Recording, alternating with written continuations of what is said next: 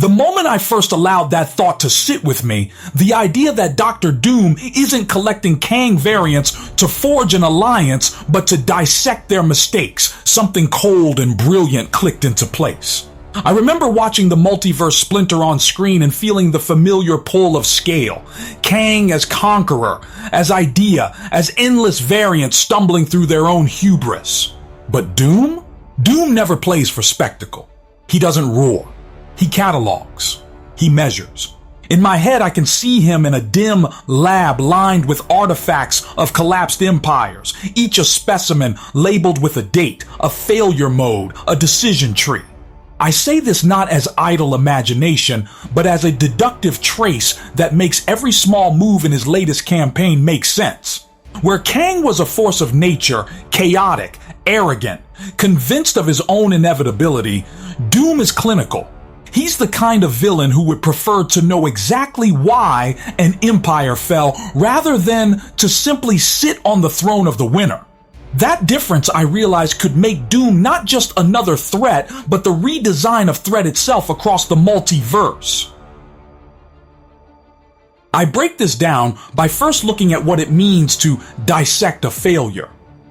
When a scientist autopsies a machine, they do more than examine the broken parts. They reconstruct the sequence of failure, the feedback loops that accelerated collapse, the environmental variables that nudged a small fault into catastrophic breakdown.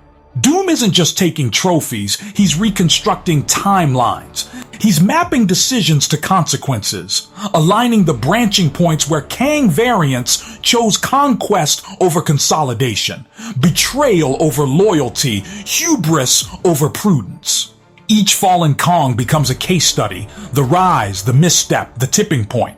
I noticed that when you look at Kang's attempts like this, a pattern emerges, not simply hubris, but a structural set of errors repeated across versions. It's the same kind of pattern recognition a master strategist uses, except magnified by multiversal scale. Doom isn't just reading history, he's reverse engineering causal chains to build a model that predicts and crucially corrects. Next, I started cataloging those repeating errors, because for this theory to hold, they can't be random. First, overextension. Time emperors have historically pushed their reach faster than the governance structures that held them together. Kang variants conquered territories, but left administrative rot to fester. Second, personal entanglements. Whether it was an unexpected love, a betrayal by a lieutenant, or a nostalgic attachment to a lost timeline, emotional variables consistently leaked into strategic choices. Third, underestimating small anomalies, nexus events, the tiny rebels, the one-off artifacts. Kang's fixations blinded him to the microscopic irregulars that become extinction level when left unchecked. Doom, with his eye for system integrity, would see these as predictable failure modes. He'd collect timelines where each of these factors caused collapse, and he'd study which repair methodologies failed and which might have worked. In my readings and reruns, these aren't just tropes, they're tactical fingerprints. And Doom, being Doom, would not only identify them, he'd patent solutions. Then there's the methodology. How does Doom actually perform this multiversal autopsy? I picture a three-tier process. First, extraction.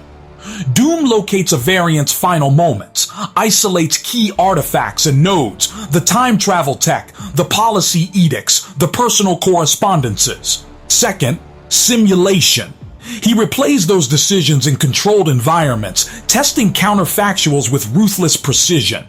Third, synthesis. He distills the failure into a set of rules and countermeasures.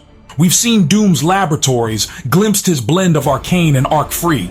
That blend matters. Where Kang relied on raw temporal power, Doom applies a hybrid analysis. Mystical constants check the simulation's edge cases. Latverian engineering ensures reproducible outcomes. I often say that the difference between brute force and engineering is the difference between building a tower and understanding why it cracks. Doom intends to understand.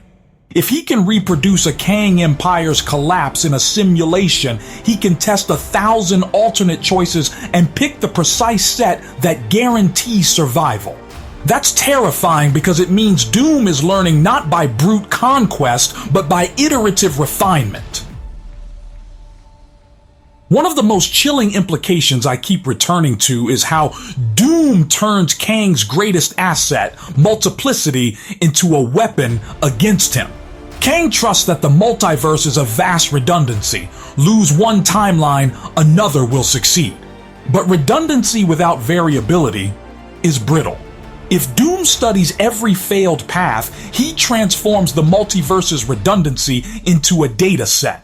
Each Kang variant becomes a data point that sharpens Doom's predictive model. You can think of it like a master hacker harvesting failed exploits to develop an impenetrable patch. The more variants Doom analyzes, the fewer unknowns remain.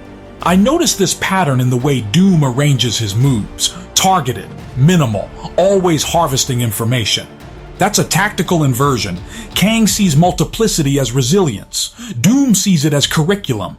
By the time he's finished, Doom won't be inheriting Kang's crown with luck. He'll be adopting a manual, a step-by-step guide to avoid every pitfall that toppled the Kangs before him.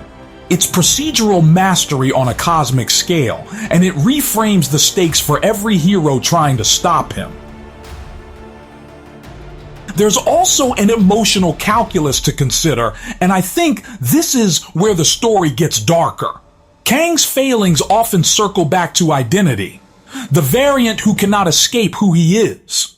Romance, vengeance, old regrets. These are narrative levers that topple empires. Doom isn't immune to pride, but his pride is different. It's disciplined. He studies the soft spots of the Kangs and then hardens himself against them. That self-modulation is why Doom is so dangerous. He learns not only technically, but psychologically, restructuring his own choices to avoid the emotional snags that ruin less disciplined rulers. In practice, this means Doom may engineer emotional buffers, ritualize decision protocols, or even create proxies to absorb loyalties and betrayals without compromising his core objectives. I imagine him reading a Kang's private letters, noting the phrases that led to hesitation, and then instituting policies that eliminate those causes. He doesn't merely fix a broken timeline. He immunizes himself against the human or variant weaknesses that caused it. The result is an adversary who can anticipate temptation and neutralize it before it becomes a flaw. Mechanics and psychology are one thing, but the architecture of multiversal control is another. Doom's big advantage is that he treats the multiverse not as a sea to conquer, but as a complex machine to reconfigure. Instead of claiming dominion over a single timeline, he builds a scaffolding around multiple timelines, linking them through redundancies and choke points of his own design. Imagine a lattice of patched timelines, each one served by a Latvarian node that monitors anomalies, a distributed system of surveillance and correction. If Kang's approach was to sit at the center and broadcast power outward, Doom's is to stitch together 100 careful fail-safes so that collapse in one node is immediately detected and compensated for by others. I believe Doom is less interested in being worshipped and more interested in eliminating entropy. He wants a controlled, stable multiverse where unpredictability is reduced to tolerable noise. That engineering ethic, when weaponized, is more sustainable and more sinister than mere conquest. As I dug deeper, one strategic nuance grew impossible to ignore: Doom's potential use of deception as a learning tool. Not all Kang failures must be discovered through observation. Doom could be orchestrating certain catastrophes, creating controlled failures to harvest their lessons. It's a grim but efficient method. Stage a small collapse, observe the cascade, and then harvest the data. If Doom has access to even a fraction of temporal manipulation technology, he can create synthetic Kangs, puppets, simulations, or even resurrected fragments to run through failure scenarios. The ethical cost would be grotesque, but Doom's moral compass is calibrated to outcomes, not empathy. To him, a sacrificed variant is a laboratory success if it yields a robust solution. This would mean that some of the Kang collapses we've witnessed aren't purely natural consequences of hubris, but could be experiments in a larger curriculum. If that's true, then stopping Doom becomes even more complicated. You're not just preventing him from learning, you're interrupting a grand experiment where he intentionally cultivates failure to refine his power. There's a technical layer that I think is crucial and often overlooked: how Doom could translate those lessons into tools. It's one thing to understand why a kingdom fell. It's another to encode that understanding into technology and policy. Consider defensive algorithms that anticipate insurgent strategies, or temporal dampeners that prevent paradox-driven revolts. Doom could transform narrative lessons. Don't trust subordinates, don't overextend, avoid emotional entanglement into enforceable architectures. He could deploy governance systems that remove the decision-making levers that toppled past Kangs, set mandatory rotational command, anonymize critical intelligence, isolate nexus points behind quantum firewalls. I imagine him patenting these mechanisms in the form of devices or rituals that Latveria can export across patch timelines. The genius here is scalability. Once a failed pattern is translated into a corrective technology, it can be replicated across the multiverse. Doom's research becomes productized resilience. That turns his catalog into an industrial scale advantage.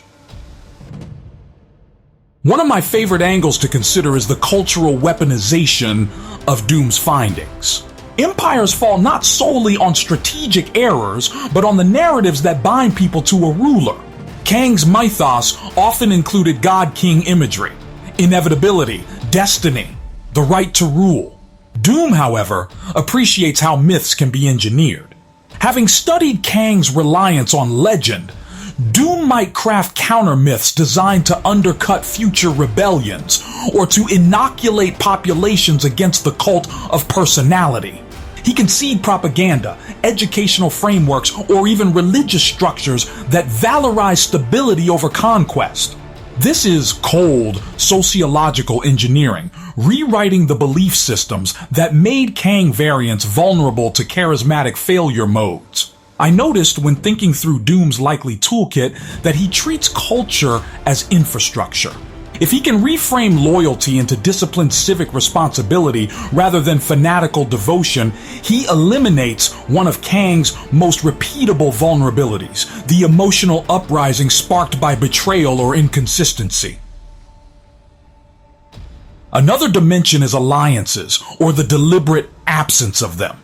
Kang often relied on alliances that either betrayed him or became centers of entropy. Doom's approach would be to minimize dependency. Instead of sprawling coalitions, he'd build modular partnerships with strictly defined interfaces and fail-safe exits. I can see him crafting contracts in which every ally is a node in a secure network, their interactions governed by immutable protocols that prevent backstabbing from cascading. This doesn't mean Doom eschews allies entirely. Rather, he re-engineers alliances into distributed systems where no single betrayal causes systemic collapse. That tactical austerity explains why Doom's moves might look lonely or clinical. He's not trying to be loved, he's trying to be unbreakable. I think this aspect of his strategy would make him especially formidable against teams of heroes who depend on trust and improvisation. Doom will be resilient to betrayal because he has designed the system to be betrayal agnostic. When I consider the heroes, the ones who have historically toppled Kangs, I see a new kind of counterplay ripe for exploration. Doom's learning-driven ascendancy requires him to gather data, and data collection creates vulnerabilities. Time spent dissecting requires resources. Artifacts are physical and can be stolen. Simulations need energy, sinks, and anchor points. Heroes used to confronting Kang's brute force may find that they now need to play the role of saboteurs within Doom's labs, not merely warriors on a battlefield.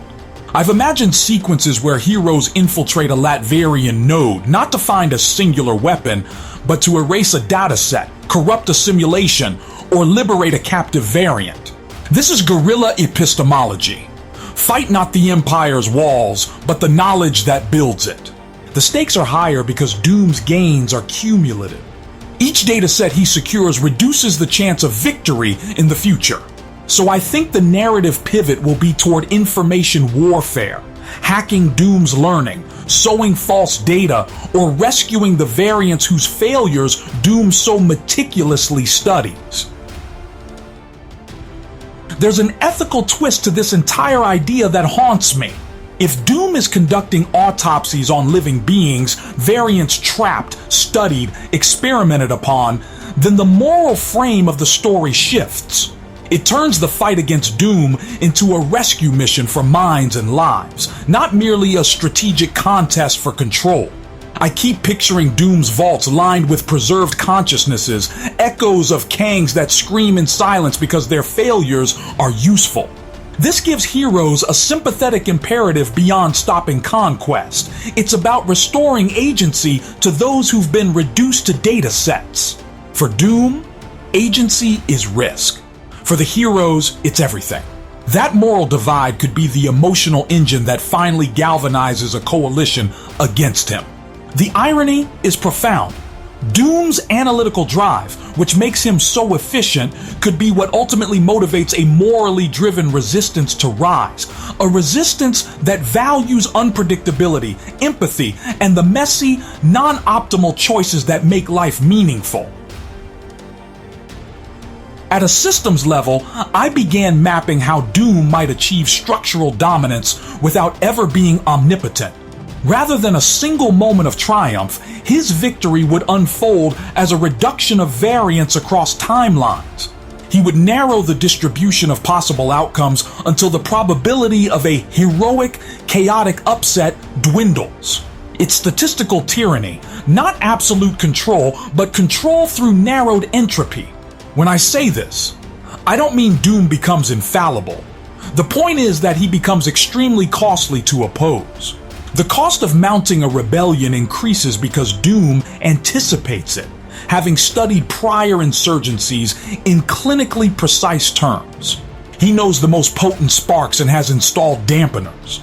Heroes then face something like a thermodynamic barrier.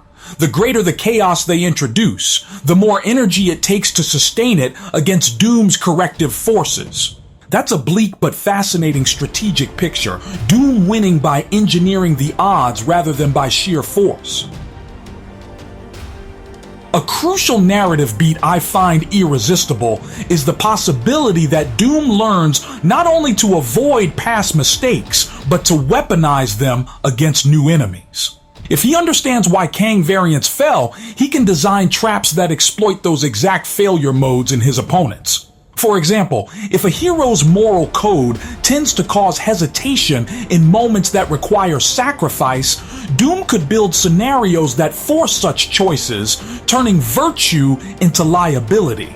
He could create temporal dilemmas that mirror the Kang's past mistakes, using psychological architecture to provoke the same cascading errors. This is chilling because it flips moral clarity into a battlefield where values are tactical liabilities.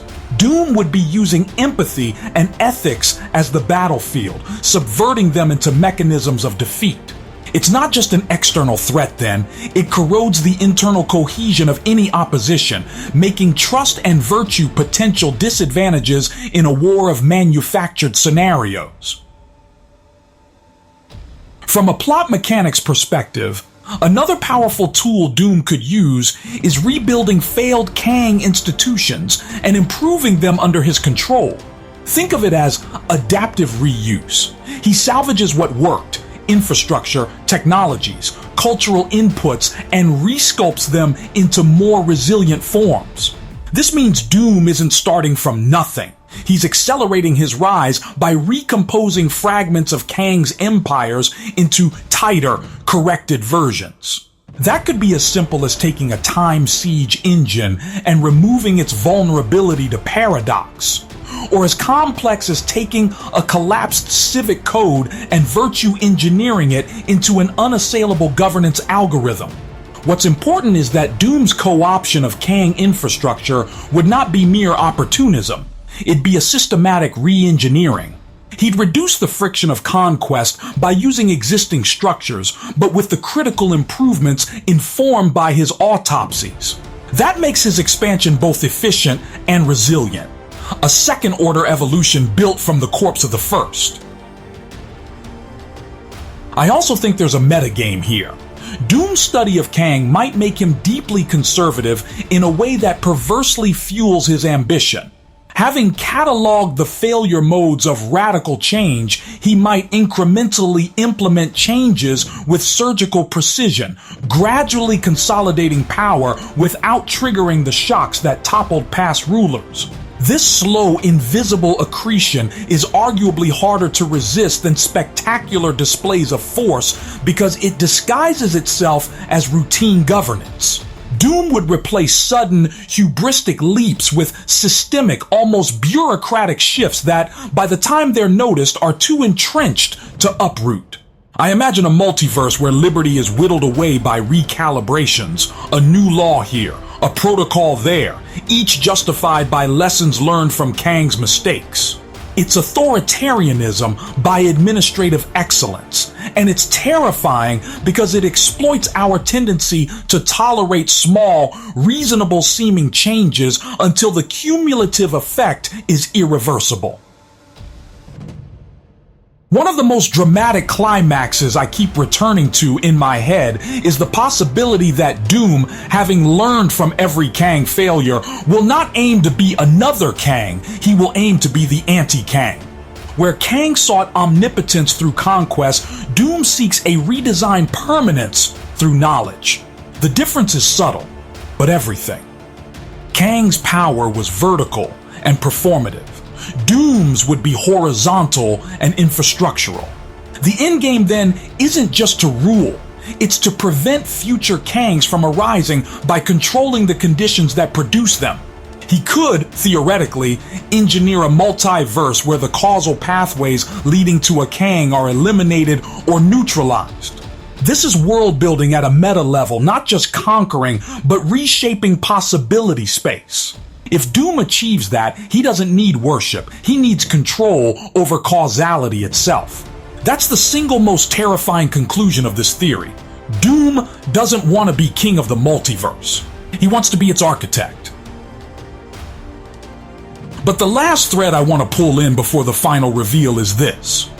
What if Doom's project is not purely defensive or preservative, but also creative? In dissecting Kang's failures, Doom may find emergent patterns that suggest new forms of governance and power. He isn't merely creating fail-safes, he's inventing new political primitives. These could include temporal constitutions, rights that bind time to law, or institutions that preserve variance while preventing catastrophic collapse. Doom, who is often dismissed as merely tyrannical, could become the author of a new order, one that combines brutal efficiency with an elegant, if cold, rationalism. This is the paradox of mastering failure. When you know why something broke, you can rebuild it better, and the better version can be used to justify the rebuilding. Doom's rhetoric might thus shift from conquest to salvation. The multiverse needs to be fixed, and only I can fix it. It's a terrifying legitimacy move that could make him alluring in the same way Kang once was, but with a sterner, more deterministic logic. Now for the climax, the point where all these threads tighten into one terrifying picture. If Doom truly is performing a multiversal autopsy on Kang variants, then he will become not merely a successor, but an entirely new threat class. A villain who has eliminated his blind spots by studying the blind spots of others. He will possess the knowledge of where rebellions start, what personal choices bring down empires, and how to encode solutions that are replicable across realities. He will have weaponized empathy into anticipation, turned failure into intellectual capital, and mechanized governance into a near-perfect corrective system. The hero's traditional tactics, bold gambits, appeals to humanity, surprise attacks will be blunted because Doom anticipates them like a surgeon anticipating nerve responses. He won't need to be omnipotent to be invulnerable. He will be anticipatory, preemptive, and adaptive. The most chilling part, Doom could outlast any single age because he doesn't rely on charisma or conquest. He relies on an ever-growing library of corrected mistakes, an engine that learns faster than any resistance can adapt. That is the final bleak image I keep returning to. Doom in a quiet room, turning page after page of Kang's failures and smiling because he finally knows how to win. So what does that mean for the future narratives we'll see? I think it forces a reinvention of heroism. If Doom's strength is in knowledge and adaptation, then the opposition must evolve too. The new resistance isn't merely a coalition of powerful beings, it's a movement that values unpredictability, moral complexity, and the preservation of agency. They will need to become living anomalies, unpredictable, messy, and ethically irreducible, precisely because those are the qualities Doom seeks to eliminate. The heroes must become accidental, improvisational forces that refuse to be modeled. I can see stories where heroes intentionally make irrational choices, hold on to painful ties, and embrace mistakes as moral statements. Tactics that are strategically nonsensical, but narratively indispensable. It's a beautiful inversion. The future of Defiance may not be in outmuscling a smarter villain, but in choosing to remain stubbornly human in the face of a villain who engineers out humanity's very unpredictability. There's a final twist I want to leave you with, and it's the one that keeps me up thinking. If Doom becomes the ultimate student of Kang, learning from and correcting their every error, then what happens when Doom makes a mistake of his own? All that accumulated knowledge might blind him to a new category of failure, one not documented by the Kangs. Perhaps the greatest weapon against Doom is creating a failure mode that has never existed, an error outside the data set he studies. That's where narrative hope sneaks back in, innovation through radical difference. The multiverse, after all, isn't just patterns, it's also potential. Doom's project aims to shrink that potential into predictability. Our last defense may be to expand it again. I love that paradox because it keeps the story alive no matter how methodical the villain, the human, and heroic capacity for novel, unmodeled action remains the wild card. In the end, Doom can catalog, simulate, and correct, but he cannot catalog the truly new until someone shows it to him. I'll close by laying the theory out plainly, as the culmination of everything I've explored. Dr. Doom is not hunting Kang variants to ally with them. He is harvesting their mistakes as raw data. He performs a clinical, multiversal autopsy, extracting artifacts, simulating counterfactuals, synthesizing fixes, and then deploying those fixes as technologies, policies, and cultural architectures across patched timelines. By doing so, he converts redundancy into instruction, myth into infrastructure, and failure into intellectual capital. The danger is structural. Doom doesn't need to be omnipotent to be unassailable. He only needs to be smarter, more disciplined, and better at preventing the specific collapse modes that consistently damned Kang variants. The climax of this theory is that Doom's rise would represent a new model of villainy, not spectacular conquest, but an engineered permanence grounded in knowledge. It's the evolution of threat from power to preparedness. Thanks for staying with me through this long unraveling. That's the theory in full. Doom as autopsy surgeon of the multiverse, turning the Kang's failures into a blueprint for an unassailable regime. If this is where the story is heading, then the Marvel tapestry just got a lot darker and a lot more intellectually chilling. I've tried to connect every earlier breakdown to this final explanation. The repeated Kang errors become the data set. Doom's methods turn data into doctrine. And the end result is not a throne, but a designed order where unpredictability is systematically eroded.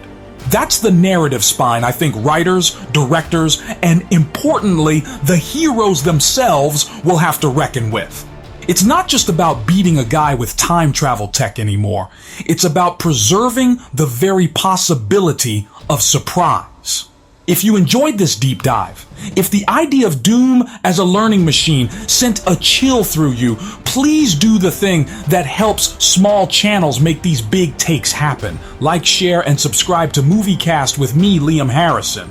And if you're feeling extra supportive and want to keep this channel going, consider dropping a super thanks of $20. It goes a long way toward researching and producing more breakdowns like this.